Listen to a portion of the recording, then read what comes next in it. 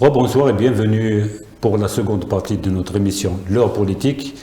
Madame Hannoun, on peut en parler pendant des semaines sur la question palestinienne. C'est une question très importante. Je pose une dernière question sur la cause palestinienne. Le PT a plaidé pour le retrait de l'Algérie de la Ligue arabe. Oui. Pour quelle raison? Et ce n'est même pas d'aujourd'hui. Oui. Ce n'est pas en rapport avec cette guerre d'extermination seulement. Cela fait déjà au moins 10 ans qu'on plaide pour que notre pays sorte, pour qu'au moins il gèle son appartenance. Pourquoi? Parce que nous avons constaté qu'au fur et à mesure, au fil des ans, le fait d'être membre de la Ligue arabe entraînait un nivellement vers le bas, par le bas, des positions algériennes. Et pas seulement, des positions, je veux dire, des pays qui résistent. Qu'il s'agisse de la question, c'est-à-dire du sionisme, de l'entité sioniste, donc la question palestinienne, ou de la question des autres pays qui ont été saccagés par les guerres d'occupation, voilà, ou encore la question de la soumission carrément à l'impérialisme. Donc ça fait déjà plusieurs années que nous avons commencé à dire qu'il faut qu'on se retire. Il faut qu'on se retire parce que c'est devenu un repère des normalisateurs, des régimes qui ont normalisé, donc qui sont au service de l'entité sioniste, qui deviennent un danger pour nous, lorsque, j'en ai parlé tout à l'heure, lorsqu'on sait que les Émirats voulaient nous inonder de cocaïne par le sud de la Libye, qu'on a trouvé ici des espions, mais des espions qui en réalité sont certainement même pas des Émiratis, quoi. Ça peut être des sionistes puisqu'ils ont des passeports. Je pense que tout le monde a lu la correspondance qui remonte à 2021, je crois, envoyée par le gouvernement émirati à l'entité sioniste. Oui. Voilà, concernant les officiers sionistes qui vont aller aux Émirats, qui auront la nationalité émirati, qui pourront agir, qui pourront, etc., être formés, se déplacer. On a bien vu maintenant les Émirats, ça y est. Donc, qu'est-ce qu'on peut faire avec une telle entité? C'est une entité aussi. Et cette Ligue arabe est devenue une entité. Une entité, elle est paralysée, et cette fois-ci, elle s'est fait harakiri. C'était vraiment le coup de grâce, parce qu'on a vu donc le veto pour qu'il n'y ait pas de sanctions contre l'entité sioniste, et puis la première résolution, c'était honteux, scandaleux, c'était vraiment un niveau aucun sens. D'ailleurs, on a vu les réserves de plusieurs pays, donc l'Algérie, la Tunisie, l'Irak, le Liban, bien sûr, je pense aussi peut-être le Yémen, donc qui n'étaient pas d'accord avec le contenu, quoi, parce que c'était presque un soutien à l'entité sioniste à peine voilé, quoi. À peine voilé. Quand vous entendez un des régimes, un responsable émirati pleurer pour les victimes israéliennes et pas une larme, au contraire, et qu'il donne de l'argent à coups de milliards. L'Arabie saoudite l'a fait aussi, hein, des milliards pour l'entité sioniste et une bagatelle, des miettes pour le peuple palestinien. Alors ce sont ces régimes-là qui, depuis des décennies, monnaient. Ils marchandent avec la question palestinienne, mais de quel droit? C'est une question d'autodétermination d'un peuple. Ce n'est pas un conflit entre les Arabes, comme ils disent, et les Juifs. Non, c'est pas ça du tout. Ce n'est ni un problème ethnique, ni un problème religieux, c'est un problème de décolonisation. Alors ça, nous voulons que notre pays garde son indépendance, sa souveraineté de décision diplomatique. Pour ne pas cautionner, pour ne pas être complice de leur soumission. Et enfin, nous sommes, comme tous les peuples du Maghreb, faut-il rappeler que nous sommes, nous, un peuple amazigh, qui a été arabisé par l'avènement de l'islam, partiellement, dans certaines régions, totalement dans d'autres, et que nous nous sommes réappropriés la totalité de notre identité, toutes ses composantes. Et mais cela ne nous a jamais empêchés d'être les défenseurs acharnés du peuple palestinien, comme toutes les causes justes d'ailleurs dans le monde. Voilà, donc pour nous c'est une question fondamentale. Pourquoi? Si l'Algérie prenait la décision de se retirer, et ça ouvrirait d'abord la voie devant la possibilité de la constitution d'un axe de la résistance et de la résilience. C'est-à-dire, comme ils disent, donc à l'entité sioniste et à toutes les agressions d'ailleurs, c'est-à-dire, cela ouvre des perspectives d'avenir pour les peuples de la région. Parce que dans tous les cas, la révolution palestinienne, Aujourd'hui, elle est plus visible que jamais. Elle est plus visible que jamais. Et elle est au centre, elle est centrale à l'échelle mondiale, elle est au cœur de tous les débats à l'échelle de toutes les institutions internationales et régionales. Et donc, il faut tenir compte de ces développements pour anticiper, avoir la capacité d'anticiper.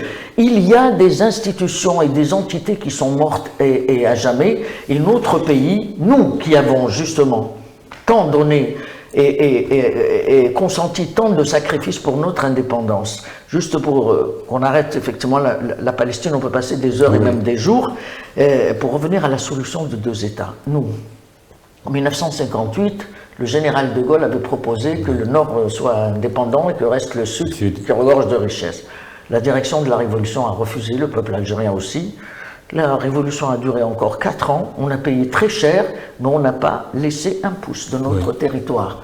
Alors nous, les Algériens, on ne peut jamais dire à un autre peuple « accepte 22%, accepte 46%, accepte 11% de tes territoires ». Aucun peuple n'a le droit de dicter à un autre peuple. Aucun peuple n'a le droit de dicter, etc. Nous sommes avec le peuple palestinien pour le droit à l'autodétermination, à se réapproprier tous ces droits historiques. Voilà. Très bien, merci madame. On va essayer...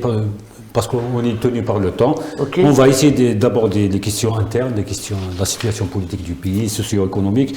Donc, je vais commencer je demanderai votre analyse de la situation socio-économique du pays actuellement. Alors, bon, nous sommes dans une situation, je dirais, un peu complexe, contradictoire. Voilà. C'est vrai qu'il y a des problèmes qui remontent à loin, quoi. C'est une accumulation, bien sûr. Hein. Ce ne sont pas des problèmes qui sont nés d'hier. Bon, mais c'est très difficile de faire une lecture de l'orientation socio-économique. C'est-à-dire qu'il y a beaucoup de confusion, il y a beaucoup d'opacité, de contradiction. Et en fait, déjà avec le Covid, comme beaucoup de pays, nous avons été impactés, mais pour nous, ça a été, c'est-à-dire presque une chute libre pour les larges couches par rapport à l'inflation, par rapport donc au pouvoir d'achat, par rapport à ces prix qui est vraiment démentiel, mais qui n'arrêtent pas parce que les politiques qui ont été appliquées par les différents les ministres du commerce ou les différents responsables ou les gouvernements n'ont malheureusement pas réussi. Donc, sur le plan social, d'un côté, nous avons des rentrées qui sont très conséquentes. Hein. Le président de la République a dit « nous sommes à l'aise ». Nous avons une situation d'aisance financière. Effectivement, 61 milliards de dollars de réserves de change, donc le fonds de régulation des recettes, pas mal, il est, voilà. Et puis les rentrées vont continuer d'ici la fin de l'année. Alors, et en même temps, bon, on voit, il y a des mesures qui sont prises par donc le Conseil des ministres, il y a des orientations qui sont données pour rattraper le pouvoir d'achat, pour le relancer, etc., durant la dernière période. Mais encore une fois, comment dirais-je, il y a un fossé extraordinaire entre les déclarations et la réalité. Et bon, c'est-à-dire qu'on a l'impression que les orientations n'arrivent jamais là où elles doivent. Justement, c'est parce que le problème a été soulevé plusieurs fois. Hier, il y a un wali, un chef d'aïra, qui ont été limogés pour cause qu'ils n'appliquaient pas les directives du on a même entendu le président de la République dire on a travesti mes déclarations, etc., on n'écoute pas. Mais on le voit bien. Mais en même temps, quand on regarde la loi des finances 2024, le projet de loi des finances 2024, c'est vrai que ça a été corrigé par les conseils des ministres, qu'il y a eu la loi des finances correctives, qu'il y a eu donc des mesures. Ok, augmentation des dernières tranches pour les fonctionnaires, mais c'est toujours pas l'augmentation du point indiciaire, c'est le nombre de points indiciaires. Alors les syndicats demandent l'augmentation des points indiciaires, du volume, quoi, c'est-à-dire du point indiciaire en tant que tel, pour que l'augmentation soit conséquente. Voilà. Après, il y a donc ça, il y a la quatrième tranche, il y a l'augmentation, les augmentations qui ont été annoncées durant l'année en cours pour les étudiants, pour les handicapés, pour les les familles vulnérables, c'est-à-dire les toutes petites pensions, pour les retraités, pour il y a, quand on voit comme ça les mesures, on considère qu'il y a des efforts, mais est-ce que ces efforts vont permettre à ces larges couches donc, de sortir de cette détresse sociale? Est-ce qu'elles vont relancer vraiment le pouvoir d'achat? Quand on a regardé, parce que nous on a étudié la loi des finances, pour que les choses soient claires, je l'ai ici, j'ai même ici les chiffres, d'accord? Toutes ces catégories et d'autres qui ont bénéficié d'avantages, même sur le plan économique, certains secteurs, par exemple on a Air Algérie, les transports ferroviaires, etc. Et c'est bien, je trouve ça très très bien. Il y a aussi d'autres décisions qui ont été prises. Oui, non, il y a des décisions positives, non, c'est clair. Justement, madame, une question, par rapport à cela. Est-ce que vous ne pensez pas que, par exemple, vous avez parlé du Covid, après le Covid, la situation économique mondiale était catastrophique. Ce n'est pas la situation que nous subissons actuellement, cette situation? Oui, parce qu'avec la hausse des produits de première nécessité. Oui, mais l'inflation chez nous, c'est même le gouvernement qui le reconnaît. On importait de l'inflation. Non, ça c'est importer l'inflation, oui, à un moment donné, par rapport aux céréales, par rapport à des choses, etc. Mais même lorsque les prix ont baissé sur le marché mondial, l'inflation a continué chez nous. D'abord, l'arrêt des importations à la hussarde, c'est-à-dire sans même étudier, voir qu'est-ce qu'on n'importe pas, qu'est-ce qu'on continue d'importer, ça a donné un coup d'arrêt terrible à des pans entiers de l'industrie, à l'agriculture, aux services, les petits commerces. Ça a été catastrophique. Le président a dit... Juste un petit rappel par rapport à ça, par rapport aux arrêts des importations. C'est ce que vous avez appelé à l'époque le siphonnage de l'argent public, parce que les gens importaient pour justement ne pas produire ici. Parce que ça leur permettait de transférer de l'argent. Non, je ne parle pas de ça. Le siphonnage, il vient dans le partenariat public-privé. Je voudrais qu'on en parle. Oui, on va essayer de parler, bien sûr. Mais par contre, arrêter l'importation complètement d'un trait, comme ça, sur une décision politique, sans même étudier. Donc ça a impacté parce que les matières premières, on manque de matières premières. Ça a impacté tous les secteurs. Et alors, des dizaines de milliers d'emplois qui ont été perdus. Les petits commerces, vous le remarquez d'ailleurs dans la rue. Moi, je regarde dans ma rue. Chaque fois, je vois un autre commerce qui a fermé, un autre qui a changé, ça n'a pas tenu, il a fermé, etc. Il n'y a plus d'importation parce que la production locale... Les gens importaient tout et de... Oui, je suis d'accord. Mais ça, c'est aussi parce que les politiques mises en œuvre, elles ne sont pas efficientes. Nous, on a dit il faut des mesures sérieuses pour contrer l'inflation. Qu'est-ce qu'il faut? Dans tous les pays du monde, on augmente les salaires. Pourquoi on augmente que certaines catégories? Et tous les salariés de la production, des services, ceux-là, ils sont exclus des augmentations. C'est injuste et ils sont majoritaires en plus. Il faut corriger l'injustice. Donc, ça d'un côté. Donc, comment relancer le pouvoir d'achat si on n'augmente pas les salaires, les pensions, si ce n'est pas indexé sur le coût de la vie? Pas seulement une augmentation de 2000 dinars. Moi, je dis que 2000 dinars pour les retraités ou là pour un handicapé, 2000 dinars, qu'est-ce que ça peut modifier? S'il percevait 10 000 dinars et ça devient 12 000 dinars, qu'est-ce que... Bon, je ne dis pas que c'est rien, parce que quand on regarde comme ça, on se dit, ah oui, la pension qui est passée de 3 000 dinars à 7 000 dinars, c'est 120 ou 130 fois plus. D'accord, mais c'est quoi 7 000 dinars aujourd'hui? Et le gouvernement reconnaît dans la loi des finances que l'inflation, elle est tirée à raison de 64% par les produits locaux. Ça veut dire les légumes, les fruits, justement, les produits... c'est le paradoxe, pourquoi... Ça veut dire que c'est pas importé, c'est pas importé. Elle est interne, quoi. Elle est le produit du dysfonctionnement chez nous. Mais après, vous le savez très bien, je vais faire mes courses, je vais au marché, je vais dans les magasins. Alors, le commerçant ne peut plus consommer. Non, le consommateur ne peut plus. Le citoyen, il regarde comme ça, puis il s'en va. On nous a dit, les prix de la viande blanche, du poulet, ça va baisser. Ça remonte à 3 mois. Ça y est, on a ramené les poussins et tout. Alors nous, on est certainement le seul pays au monde dans lequel, un an après, on parle de la viande pendant le mois de Ramadan, les prix. Et pourquoi? Et les 11 mois de l'année, ça fait rien, on crève. Pourquoi? Quand même, c'est pas possible, c'est pas acceptable comme démarche. Il n'y a pas d'anticipation, il n'y a pas cette capacité de planification, de prospective.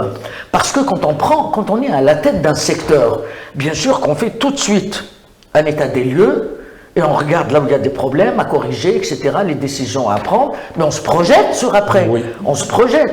Donc, alors nous on dit, il faut plafonner les prix des produits de large consommation. Et j'entends le ministre dire, oui mais c'est pas évident, après, c'est pas évident de le faire. Pourquoi ? Puisque avant ça existait chez nous. On avait la mercuriale. Moi, j'ai pas honte de dire oui, réouverture des grandes surfaces publiques commerciales. Ou bête, galerie algérienne et après. Et même sur le fait là on l'appelle autrement, ne serait-ce que pour une période, le temps de réguler. Même le commerce extérieur. Moi, ça me gêne pas de dire monopole de l'État. D'ailleurs, on est rentré dans la déréglementation totale depuis le plan d'ajustement structurel quand l'État a été obligé d'abandonner le monopole du commerce extérieur. On voit les États-Unis. Allez essayer de faire importer quelque chose aux États-Unis sans l'accord, sans le contrôle, jamais. Et même les Européens, ce n'est pas vrai. Mais ça, c'est pas l'économie de marché, ça c'est l'économie de bazar. Pire encore, c'est l'économie des kiosques. Et c'est l'économie des temps de guerre. Or, nous avons encore une industrie, nous avons une agriculture, nous avons un pays immense, c'est un continent. Nous étions en réunion du comité central et le responsable de l'extrême sud nous pose des problèmes sérieux. Il nous pose des problèmes sérieux en matière de développement. Et puisqu'on parle de notre pays, de l'intégrité de notre pays, et je parle des Émirats arabes unis, chez nos voisins maliens, il y a des développements gravissimes, extrêmement dangereux pour eux et pour nous, pour tous les pays du Sahel. Et donc, cette histoire des déclarations de la Zawad, de ce qui se passe, etc., bon, il y a des impacts terribles qui pourraient entraîner des conséquences irrémédiables. Alors pour nous, pour qu'il n'y ait pas l'irrémédiable, nous pensons que l'État, d'abord, doit reprendre langue avec les deux parties, comme on l'a fait par le passé, discuter, essayer de dissiper les malentendus et voir quelle forme d'aide on peut apporter. Voilà, c'est très important, c'est une question de sécurité nationale. Et après, il y a toutes nos wilayas frontalières. Il y a la situation des nouvelles wilayas. Il y a un an, le président a dit qu'il faut des budgets pour les nouvelles wilayas. Effectivement, on ne peut pas créer une nouvelle wilaya si elle n'a pas de nouveau budget, si elle n'a pas un plan de développement, si elle n'a rien. Je vous donne un exemple, ou plutôt deux. Bojbeji Mokhtar, c'est une nouvelle wilaya, une route. C'est une route, n'importe un, une route, on appelle ça une route, qui la relie à Adrar, aller-retour. C'est tout. Les télécommunications, c'est juste concentré sur un endroit, voilà. Les postes, ils sont 80 000 habitants, il n'y a que quelques postes dans l'administration, c'est-à-dire quelques dizaines et encore, hein. C'est tout, il n'y a rien. Il n'y a pas de projet, il n'y a pas de perspective d'avenir, et on nous explique que la drogue est en train d'exterminer nos jeunes. Mais c'est pas que Bojbeji Mokhtar, c'est partout à l'échelle nationale. Et particulièrement dans certaines wilayas frontalières à l'est, dans le sud. Et après, bon, on discute avec les responsables dans la wilaya d'Ilizi, c'est pas mieux. Jeannette, Ilizi, la situation, elle est d'une précarité. Cette précarité, elle est dangereuse. Pourquoi ? On est en train de parler des sentinelles de la République. Parce que l'armée, ok, elle a ses missions militaires, de défense, de sauvegarde, etc. Mais ces hommes et ces femmes, ces familles qui résistent dans des conditions terribles, mais ils participent de notre souveraineté, de notre intégrité. Absolument. Alors, urgence, la sonnette d'alarme, moi je tire. La sonnette d'alarme, il faut vite et vite et vite, tout de suite. On a de l'argent, il faut qu'il y ait des plans de développement. Par exemple, ils ont le tourisme qui commence à reprendre un peu. C'est bien, mais ils n'ont pas de voiture. Et ils n'ont pas d'infrastructure. Ils n'ont pas de route. Et voilà. Et puis le personnel, c'est pas assez. Il n'y a pas de route. Il n'y a pas, etc. Comment ça, des femmes qu'on transporte, qui accouchent sur les routes, etc. Et moi, je vais le dire clairement. La question des migrants, ce n'est pas comme ça qu'on la traite. Nous sommes d'abord et avant tout des Africains. D'abord et avant tout. Nous avons une histoire. Alger, elle a été décrétée nommée la Mecque des révolutionnaires, pas par un Algérien, par Amilcar Cabral. Oui. Voilà, qu'il repose en paix. Dirigeants africains, etc. Après l'indépendance. Et encore maintenant, tout le monde rappelle qu'Alger, c'est la fête c'est la Mecque des révolutionnaires. Il y a eu une réunion de l'USA, l'organisation de l'unité syndicale. Ils ont soutenu la Palestine, etc. Ils ont rappelé ça. Bon, nous sommes fiers de notre histoire. Alors, il n'y a pas de sécurité pour l'Algérie si tout notre environnement, tout là, les pays autour de nous, il est complètement précarisé. Il y a le terrorisme, il y a la famine, il y a les guerres de dislocation, etc. Donc nous sommes obligés d'être offensifs, de prendre nos devants, d'aller au-devant des problèmes pour les régler. Et le Mali, c'est comment? Le nord du Mali, c'est notre sud. C'est notre sud, et nous avons vraiment intérêt. C'est la même chose pour les autres wilayas. On parle avec ceux d'Adrar, avec ceux de Taman Rassoula, de Ain Salah, etc. Il y a un besoin énorme en matière de développement. Et les nouvelles wilayas, elles sont à construire. C'est à construire. Et donc, mais c'est valable, je vais vous dire, hein, la wilaya de Tbessa ou d'autres wilayas frontalières, Tbessa, c'est catastrophique aussi. C'est catastrophique. Quand il n'y a pas d'emploi pour les jeunes, qu'est-ce qui reste?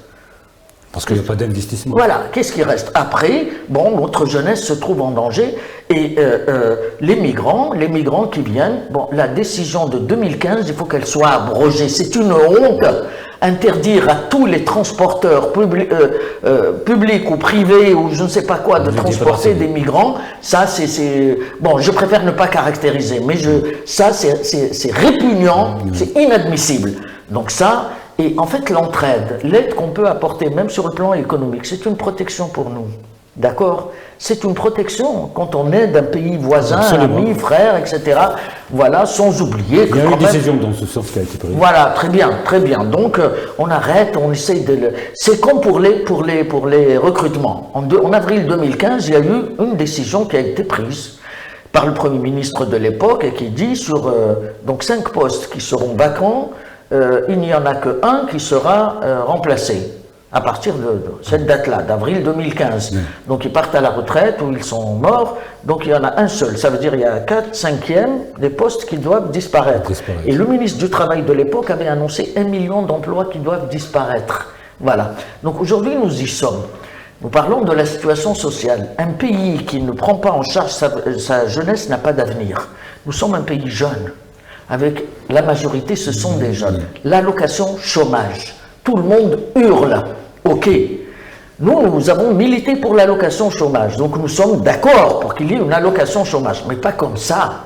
Mais pas comme ça. Vous proposez quoi? L'exclusion. D'abord, c'est 6 mois reconductibles une fois. Oui. Voilà. Et s'il n'y a pas de boulot, alors c'est pas sa faute, le jeune. Après, si la femme travaille, l'époux n'a pas droit. C'est du jamais vu, ça. Ou bien, si une fille, son père a été ancien moudjahid ou je sais pas quoi, oui, elle est sans travail, elle n'a pas droit.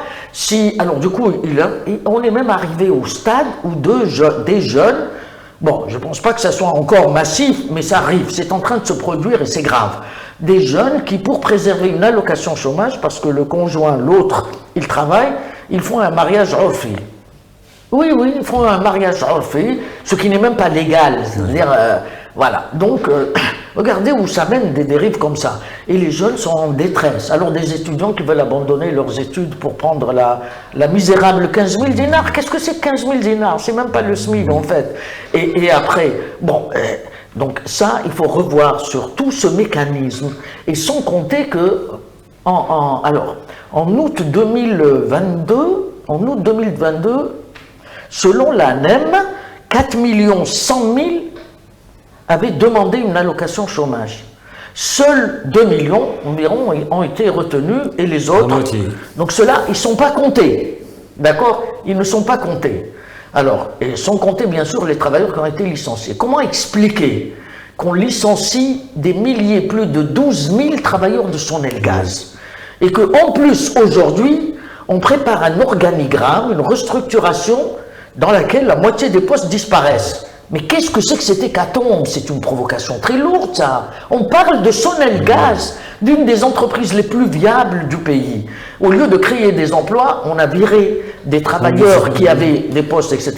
Sans compter les travailleurs qui sont dans des entreprises qui sont complètement étranglées, les entreprises des ex-oligarques qui sont en prison. Une partie, elle a été intégrée dans le holding Madar public, en fonction bien sûr du secteur d'activité, et une partie, ça a été complètement arrêté. Ils ont viré les travailleurs en détresse, aucun avenir. Mais qu'est-ce que ça signifie? Et après, le nombre de chômeurs, déjà, par rapport à l'allocation chômage, dans la loi des finances, il est écrit que pour cette année, c'est 2 300 000 bénéficiaires. Donc il y a 400 000 nouveaux chômeurs inscrits dans l'ANEM en une année, sans compter les travailleurs licenciés, sans compter ceux qui ont été, dont les demandes ont été rejetées, sans compter ceux qui sont tellement désabusés et désespérés qu'ils ne font même pas la démarche, sans compter donc les travailleurs en détresse, parce que si vous avez travaillé un mois, vous n'ouvrez pas droit. Oui. Si vous avez travaillé une semaine, vous n'ouvrez pas droit. Mais qu'est-ce que c'est que ces aberrations? C'est du jamais vu, ça. Je ne sais pas où ils sont allés chercher ces monstruosités. Il faut donc revoir ce dispositif. Donc vous dites, madame, sur le principe, la décision... Ah oui, non, c'est bien. Oui. Mais on trouve un boulot. Mais attendez, on trouve un boulot. Quand vous avez un doctorat, vous avez trimé, etc., pour arracher un doctorat. Vous allez à l'ANEM, vous n'avez jamais travaillé, on vous inscrit, on vous donne les 15 000 dinars, puis un jour on vous appelle et on vous dit, ça y est, on vous a trouvé un emploi chic. Alors vous allez en courant, etc., dans l'usine des poulets, des machins là. Quel est l'emploi qu'on vous propose? Plumer la volaille, avec un doctorat. Magistère, gardien ou je ne sais pas quoi. C'est la dévalorisation des diplômes. Et d'ailleurs, à ce propos, j'ouvre une parenthèse, l'université est en danger. C'est un détricotage systématique. La politique qui est appliquée, le président a dit, par exemple, il faut enlever le système LMD, stop, ça va, c'est un carnage et on est d'accord avec lui. Mais on ne comprend pas qui est-ce qui décide dans ce pays. Par ailleurs, c'est devenu start-up, numérisation, baguette magique. Mais un étudiant, quand il rentre chez lui, dans son village, il n'a pas d'Internet, ils n'ont pas tous des PC, ils n'ont pas les moyens, n'est-ce pas? Et en plus, Internet chez nous, dans nos maisons, on connaît le débit, et on vient leur dire 20% des diplômes, etc., ça doit être des start-up. Mais qu'est-ce que c'est que ces aberrations? On parle de start-up pour que ça réussisse lorsqu'on a une économie forte, lorsqu'on a une industrie forte. On est en train de faire des efforts, d'accord? C'est confus, c'est contradictoire, mais on peut y arriver. On a les moyens. Et l'université algérienne a formé au moins 4 millions de diplômés. Ouais. Et un nombre impressionnant est réparti dans le monde, en Europe, dans les pays du Golfe, au Canada, aux États-Unis, j'en ai vu beaucoup. Si nous aura le temps, on va essayer d'évoquer un petit peu cette question. Nos diplômes sont reconnus, ils sont reconnus, et aujourd'hui on veut les saccager. Donc ça, alors, notre jeunesse, est-ce qu'on la sauve avec ça? Est-ce qu'on la sauve avec des mesures qui rendent l'espoir? On a vu dans la loi des finances 420 000 emplois, logements nouveaux, tout type confondu, c'est bien, c'est un facteur d'espoir, notamment pour les familles qui attendent depuis des décennies, pour certaines, mais pour les jeunes qui doivent se marier, fonder un foyer, quoi. Parce que nos jeunes, qu'est-ce qu'il leur reste? Vous avez écouté dans les manifestations le 19 et dans les stades maintenant, le 19 octobre en solidarité avec la Palestine, et nous on espère pouvoir encore s'exprimer sur la Palestine parce que l'État, pour qu'il résiste, il a besoin que le peuple aussi exprime sa solidarité. C'est une protection pour l'État national. Et bien les jeunes, moi ça m'a fendu le cœur, c'est parce que c'est... Alors ils disent Yadoula Yadoula wesh diribina batina al-Falastin harbu sahayina. Regardez la signification. Yadoula wesh ils considèrent qu'ils n'ont aucune valeur. Et pourtant c'est notre principale richesse. Alors comment faire en sorte que cette richesse justement devienne le moteur de notre économie, de notre développement et qu'elle protège notre pays? Justement madame, on va essayer d'enchaîner un petit peu... Vous parlez de la jeunesse, on va essayer d'enchaîner avec la situation politique. La situation politique de notre pays, on la connaît, avec les détenus, les syndicats, qui essayent un petit peu de s'exprimer. Donc on sait que Mme Hannoun, pratiquement vous passez toute la semaine dans les tribunaux pour apporter soutien aux détenus. Vous avez appelé à la libération des détenus politiques. Est-ce que vous appellerez aussi à leur libération aujourd'hui? Ah ben oui, plus que jamais. Je parlais du Mali, je parle de la Palestine, la situation mondiale, tous ces chamboulements. Je sais que notre pays est ciblé parce que, à cause de sa position géostratégique, politique, à cause de ses richesses, à cause de sa dimension, etc. C'est un pays, vraiment un pays continent, à cause de cette jeunesse, à cause de... Voilà. Et donc... notre pays, il a besoin de se protéger, il a besoin de s'immuniser, il a besoin de... Et j'entends beaucoup le responsable politique parlait du front interne, mais comme des slogans creux. Pour nous, non, le front interne, ça a un contenu politique, économique, social, culturel. Et parce que je pense que même sur la question culturelle, on a régressé beaucoup. Sur la question identitaire, on commence un peu là. Il est temps que, parce que quand il n'y a plus d'argent, quand un pays n'a plus d'argent, quand il a beaucoup de problèmes, c'est la culture qui le sauve. Alors on ne peut pas interdire à la maison Coucou, à la maison d'édition Coucou, le SILA, et on permet à des racistes de venir ici vendre leurs livres ou s'exprimer, ou même si c'est par l'intermédiaire d'une maison d'édition. Mais non. Le livre de Hitler, je ne le laisse pas passer, etc.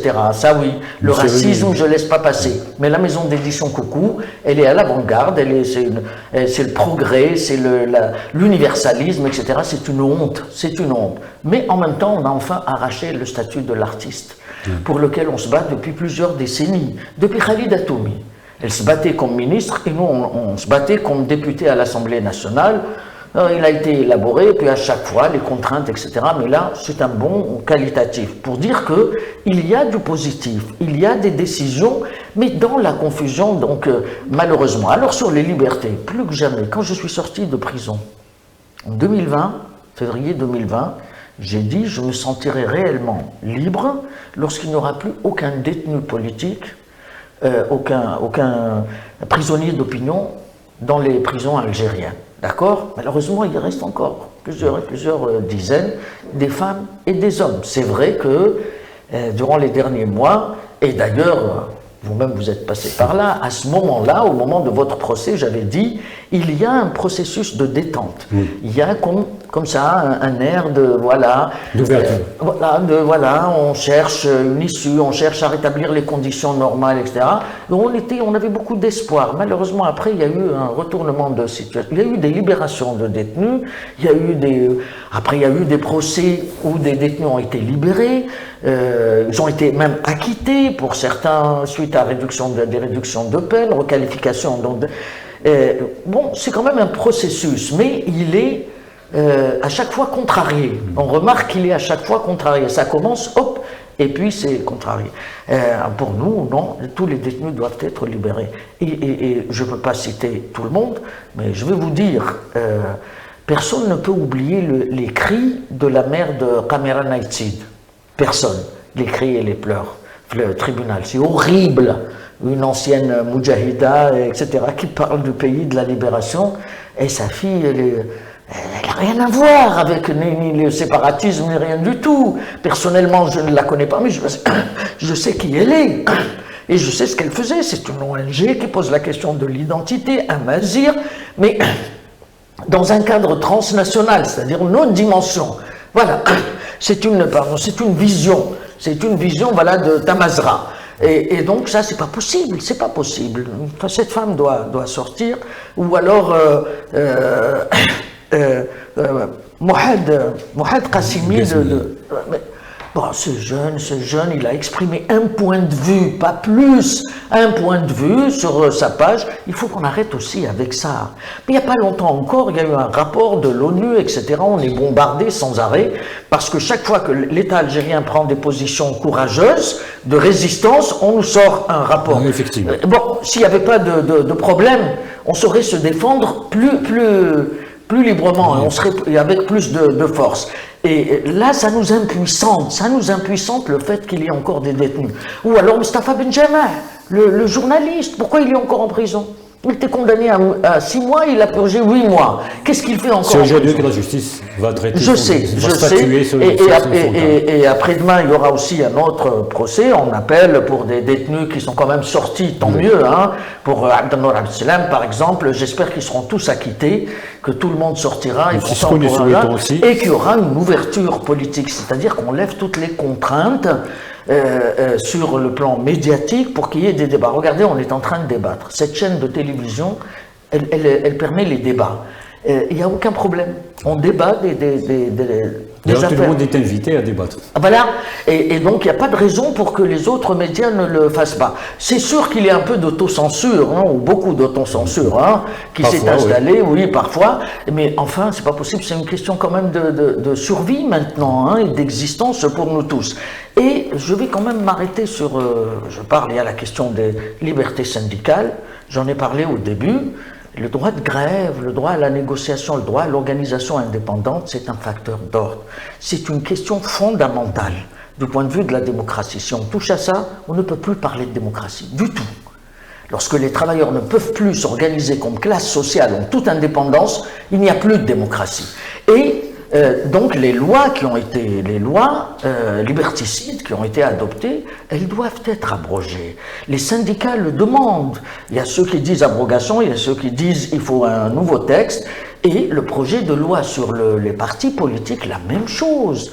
Les syndicats et les partis sont des digues. S'ils n'ont plus les libertés de s'organiser, de s'exprimer, ça veut dire qu'on ouvre la voie à n'importe quel dérapage.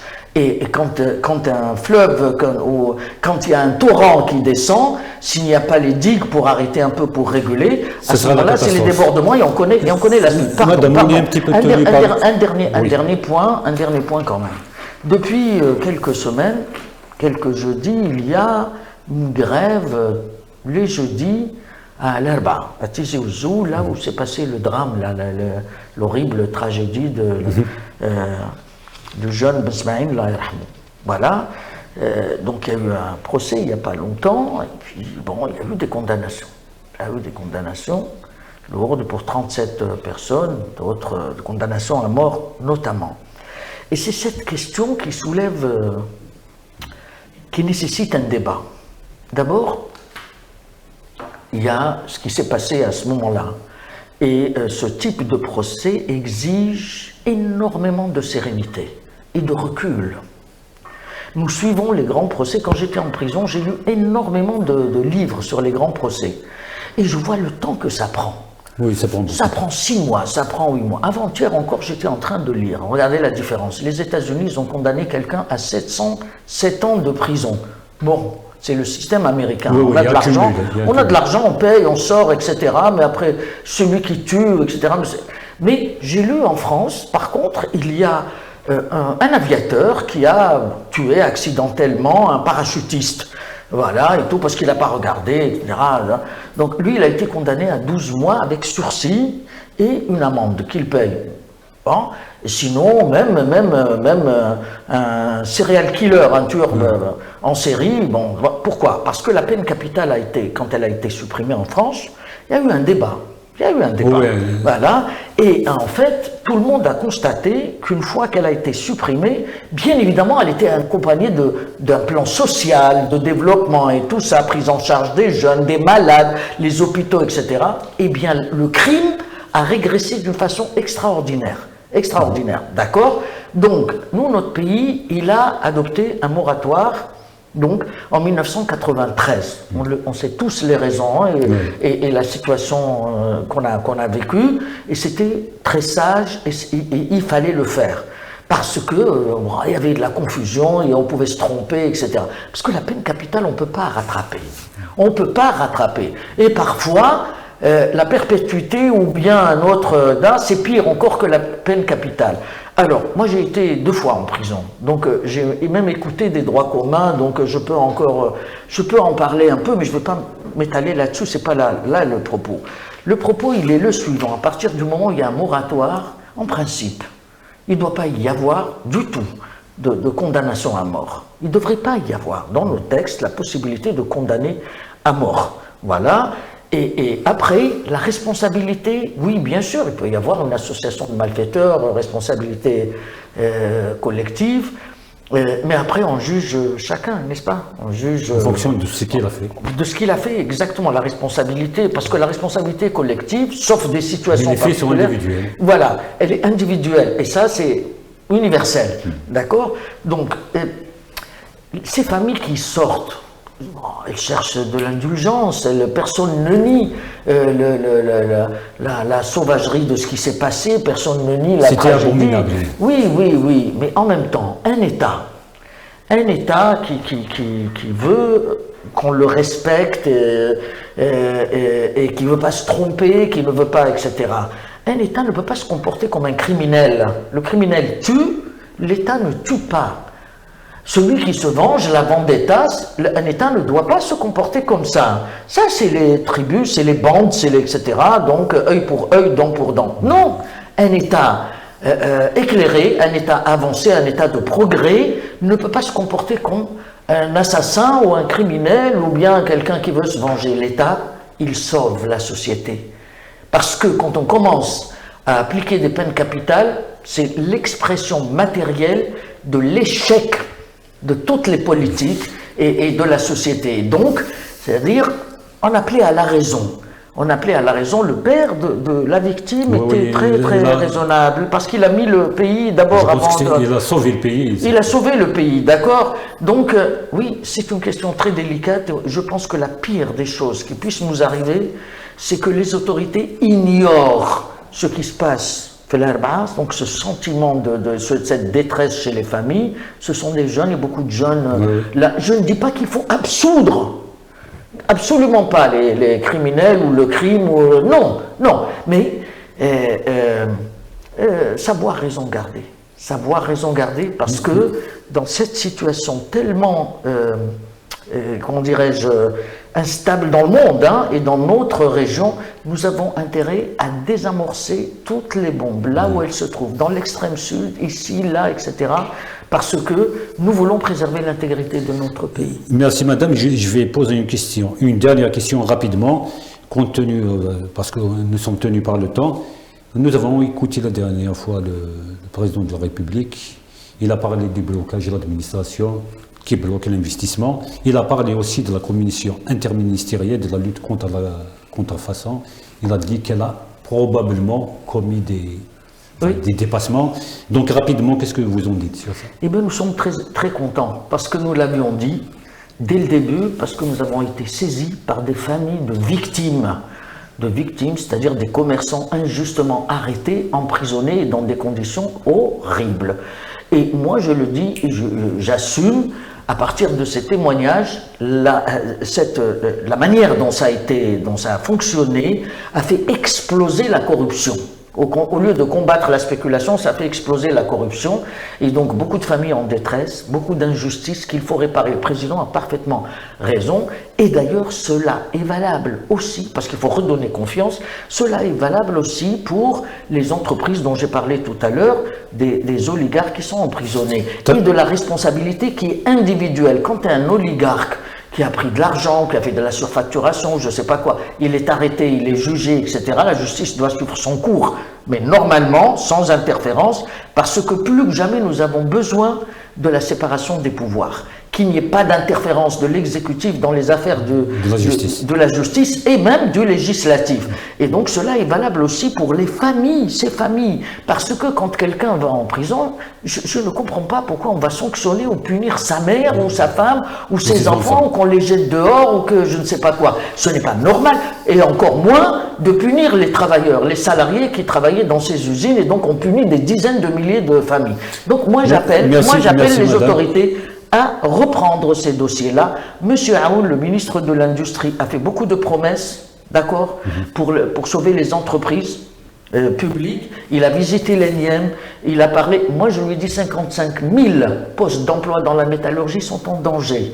Les travailleurs des câbleries, à cause d'un partenariat avec un pseudo-opérateur libanais, un pseudo-investisseur qui s'est barré, ça fait 13 mois qu'ils sont sans salaire. Et ils ne sont pas les seuls. Ça veut dire le partenariat dont on parle, là, le partenariat public-privé, l'ouverture des banques publiques, du CPA, capital du CPA et de la BDL, c'est vraiment une aventure. Moi, j'interpelle le président de la République. Le président de la République en personne. Je l'interpelle sur ça. Il était dans le gouvernement en 2007. Quand ce dossier a été mis sur la table de l'ouverture du capital du CPA et de la BDL, déjà, c'est très étrange. Ce sont les deux mêmes banques parce qu'elles étaient en bonne santé financière, leur bilan était positif en 2007, et en 2009 et encore aujourd'hui. Alors c'est celle-là qu'on va livrer à l'aventure. Il faut que tout le monde sache que si on a échappé au krach boursier, aux faillites internationales, à la Silicon Valley, d'ailleurs quand on parle des startups, 95% ont disparu, parce qu'elles ne peuvent vivre que quand l'économie est florissante, d'accord? Donc, pourquoi exposer notre pays au risque alors que les rapports sur le bureau de Biden disent la guerre contre le peuple palestinien a entraîné des chamboulements extraordinaires, y compris sur le plan financier, économique, et ça sera pire qu'avec l'Ukraine ou encore le Covid, d'accord? Parce que c'est pas fini encore. Et merci, madame. Ça veut dire que, non, pardon, là, je conclus là-dessus, que c'est trop important, parce que le président dit le développement, il donne des instructions. Il donne des instructions, les projets, les zones d'ombre, Mais je ne comprends pas justement comment on peut enlever la tape qui est une source de revenus essentielle pour les communes, dans les zones d'ombre. Et on remplace par une taxe sur les carburants et les mines, mais qui ne représente absolument rien. C'est illogique, c'est contradictoire. Mais qui est en train d'avancer des idées pareilles comme ça? Et donc ça pour dire, il faut mettre de l'ordre. Il faut mettre de l'ordre nos banques publiques, s'il vous plaît. Il y a des filiales de banques étrangères ici. Il y a celui qui veut ouvrir une banque privée avec son argent propre, qu'il le fasse. La loi le permet. Mais pas touche à nos banques publiques, ni nos entreprises publiques. On a déjà assez donné avec Hamid Mar. Merci Madame Hannoun pour toutes ces précisions. C'est la fin de notre deuxième partie. Restez avec nous, on revient dans un petit moment.